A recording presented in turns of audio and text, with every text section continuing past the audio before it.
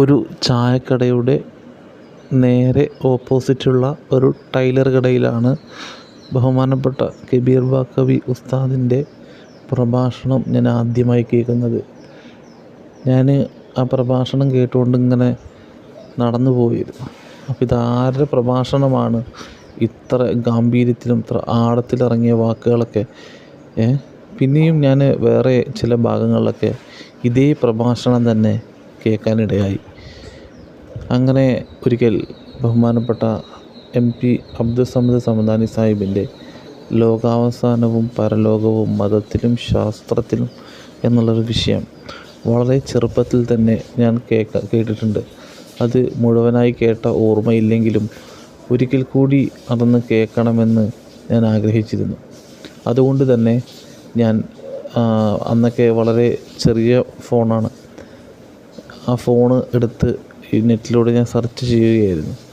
അപ്പോൾ ആ പ്രഭാഷണം ഞാൻ എൻ്റെ ഓർമ്മയിൽ കേട്ട ആ ഭാഗങ്ങൾ മാത്രമാണ് എനിക്ക് കിട്ടിയത്. വീണ്ടും ലോകാവസാനം എന്നുള്ള പ്രഭാഷണം കേൾക്കണം. ഇനി വേറെ ഏതെങ്കിലും പ്രഭാഷകർ അതിനെ സംബന്ധിച്ച് പ്രസംഗിച്ച പുതിയ ഒരു പ്രഭാഷണമുണ്ടോ എന്ന് ഞാൻ സെർച്ച് ചെയ്തപ്പോൾ എനിക്ക് ബഹുമാനപ്പെട്ട അഹമ്മദ് കബീർ ബാക്കവി ഉസ്താദിൻ്റെ പ്രഭാഷണമാണ് എനിക്ക് കിട്ടിയത്. ഞാൻ ടൈലർ കടയിൽ കേട്ട, മറ്റു സ്ഥലങ്ങളിലൊക്കെ ഞാൻ കേട്ട അതേ പ്രഭാഷണം. അത് 6 പാർട്ടോ എത്ര ഉണ്ടായിരുന്നു.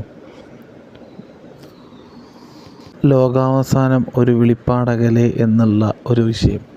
അത് എനിക്ക് തോന്നുന്നു, എൻ്റെ കൃത്യമായിട്ടുള്ള ഓർമ്മ ഞാൻ പറയുകയാണെന്നുണ്ടെങ്കിൽ 2011 ആ പ്രഭാഷണം നടത്തിയത്. എനിക്ക് ഓർമ്മയില്ല, 2011 തോന്നുന്നു. അപ്പോൾ ആ ഒരു പ്രഭാഷണം ഞാൻ കേട്ടപ്പോൾ ഇതുവരെ കേൾക്കാത്ത ഒരു വിഷയമായിരുന്നു അത്.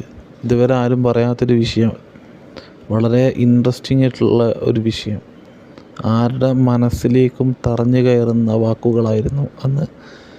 ഓരോ യുവാക്കളുടെ മനസ്സിലേക്കും ആ പ്രഭാഷണം വളരെ ആഴത്തിലിറങ്ങിയ ഒരു പ്രഭാഷണം. അത് വല്ലാത്തൊരു ജനഹൃദയങ്ങളെ പിടിച്ച് കുലുക്കിയ ഒരു പ്രഭാഷണമായിരുന്നു. അന്നായിരുന്നു ബഹുമാനപ്പെട്ട ഉസ്താദിൻ്റെ പ്രഭാഷണം. ആ ഒരു പ്രസംഗത്തിൽ നിന്നാണ് ഞാൻ ബഹുമാനപ്പെട്ട ഉസ്താദിൻ്റെ പ്രഭാഷണങ്ങൾ ഞാൻ പിന്നീട് കൂടുതൽ കേൾക്കാൻ തുടങ്ങിയത്. പിന്നീട് ഞാൻ കേട്ട പ്രഭാഷണം നരകത്തിനെ കുറിച്ചിട്ട് പറയുന്ന ഒരു പ്രഭാഷണമുണ്ട്. മിഅ്റാജിൻ്റെ സന്ദേശം,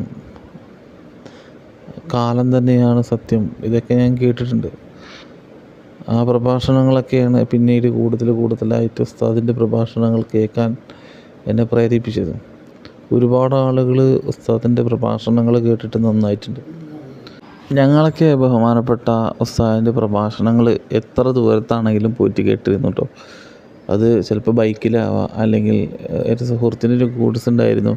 ആ ഗൂഡ്സ് വിളിച്ച് ഞങ്ങൾ ഒരുപാട് ആളുകൾ അതിൻ്റെ പുറകിൽ എത്ര ദൂരമാണെങ്കിലും ഞങ്ങൾ പോയിരുന്നു. അത് ബഹുമാനപ്പെട്ടവരുടെ പ്രഭാഷണത്തിനോടുള്ള ഇഷ്ടം മാത്രമായിരുന്നില്ല, ഉസ്താദിനെ ഏറെ ഇഷ്ടമായതുകൊണ്ടുമായിരുന്നു ഞങ്ങൾ ആ പ്രഭാഷണം ഒരുപാട് ദൂരേക്കൊക്കെ ഞങ്ങൾ പോയിട്ടുണ്ട്. അതുപോലെ തന്നെ നൗഷാദ് ബാക്കി ഉസ്താദിൻ്റെയൊക്കെ പ്രഭാഷണം, അന്ന് തിരക്ക് ഉള്ള 2 പ്രഭാഷകരായിരുന്നു, നൗഷാദ് ബാക്കി ഉസ്താദും കബീർ ബാക്കി ഉസ്താദും. കാരണം അത്രയേറെ തിരക്കായിരുന്നു അവർ. ഞാനൊക്കെ ഏറെക്കുറെയൊക്കെ നമസ്കാരമൊക്കെ തുടങ്ങിയത് തന്നെ ഇവരെയൊക്കെ പ്രഭാഷണങ്ങൾ കേട്ടിട്ട് തന്നെയാണ്. നൗഷാദ് ബാക്കി ഉസ്താദിൻ്റെ, അതുപോലെ തന്നെ കബീർ ബാക്കി ഉസ്താദിൻ്റെയൊക്കെ പ്രഭാഷണങ്ങൾ കേട്ടിട്ടാണ് ഞാനടക്കമുള്ള ആളുകളൊക്കെ നമസ്കാരത്തിനോട് താല്പര്യം കാണിക്കുകയും നമസ്കരിക്കാനൊക്കെ തുടങ്ങിയത്. അള്ളാഹു ആയുസ്സ് ആരോഗ്യം നൽകി അനുഗ്രഹിക്കുമാറാവട്ടെ. ഇവരുടെയൊക്കെ കുടുംബങ്ങളിൽ അള്ളാഹു സന്തോഷം നൽകി അനുഗ്രഹിക്കുമാറാവട്ടെ. എല്ലാവർക്കും വീഡിയോ ഇഷ്ടപ്പെട്ടെന്ന് കരുതുന്നു. ചാനൽ സബ്സ്ക്രൈബ് ചെയ്യാൻ മറക്കരുത്. എല്ലാവരും എനിക്കും കുടുംബത്തിനും വേണ്ടി ദുആ ചെയ്യുക. അസ്സലാമു അലൈക്കും.